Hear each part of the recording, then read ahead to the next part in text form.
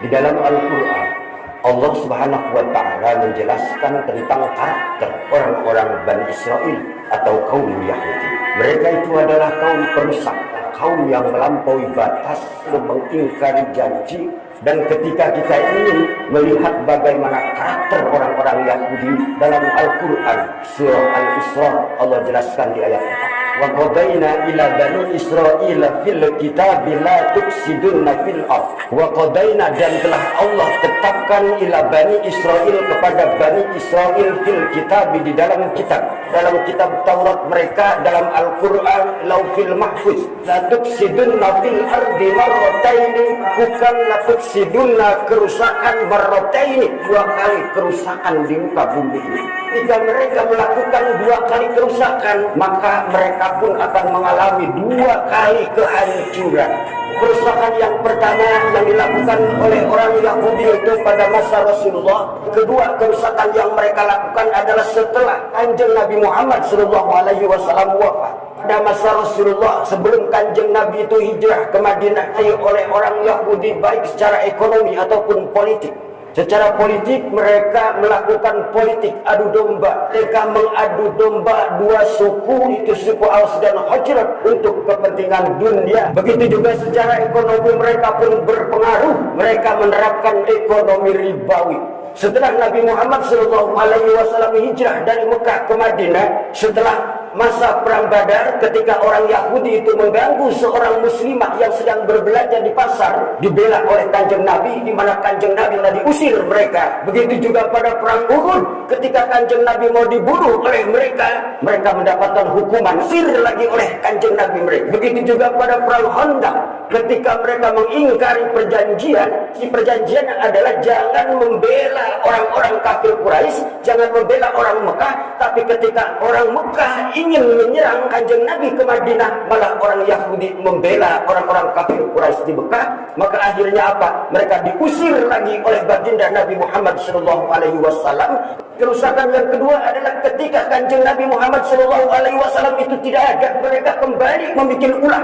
Tapi walaupun begitu, kerusakan yang kedua ini, Allah lahirkan ibadah lana uli ba'sin syadid. Allah utus hamba-hamba Allah yang takut kepada Allah. Allah utus hamba-hamba Allah yang kuat.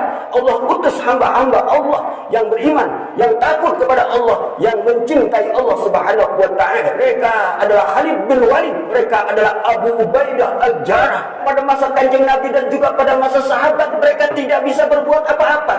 Kenapa? Karena Allah lahirkan itu.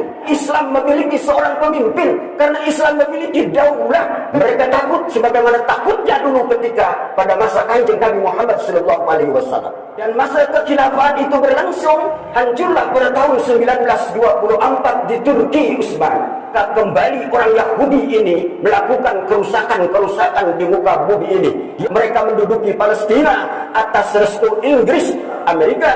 Maka terjadilah pada tahun 1948 peristiwa Nakba. Saudara-saudara kita di Palestina, mereka diusir, mereka dibunuh, bahkan ribuan orang dibunuh oleh mereka. Lalu mereka menduduki wilayah-wilayah Palestina. Dan sekarang peristiwa Nakba terulang kembali. Dan saat ini sudah 15.000 saudara-saudara kita yang dibombardir, yang dibunuh. Mereka bukan hanya membunuh pejuang-pejuang Palestina, tapi mereka membunuh anak-anak kecil, dan juga mereka membunuh wanita-wanita yang tidak berdosa.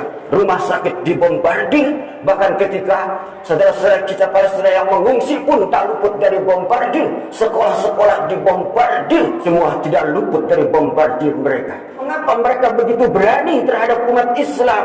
Negeri-negeri kaum muslimin itu banyak, bahkan jumlah kaum muslimin itu miliaran dibanding dengan jumlah mereka.